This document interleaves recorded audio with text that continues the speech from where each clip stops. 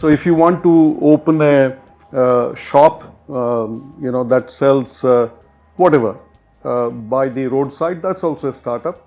And at some point in time, Infosys was a startup and Amazon was also a startup. The key question is from a O-Hub perspective and from the venture capital world perspective, from the angel investing world perspective, what would be a startup? So if you look at that, opening a however nice showroom or a shop by the roadside is not the kind of startup that we are talking about here. So essentially, a startup is a business idea that will quickly scale. Scaling is very important. If it doesn't scale, then it's not a startup. Now, a startup is also not an app. Too many people confuse, an app with a startup. Okay, there's no reason why an app cannot be a startup, but we need to shift from the app mindset to fulfillment mindset. Okay.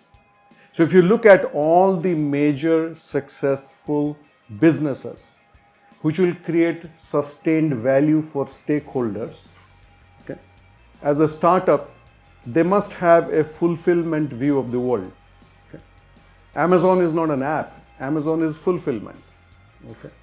So Ola is not an app. Ola is fulfillment. So I think scale is important and fulfillment is important, and creating stakeholder value is important. Okay.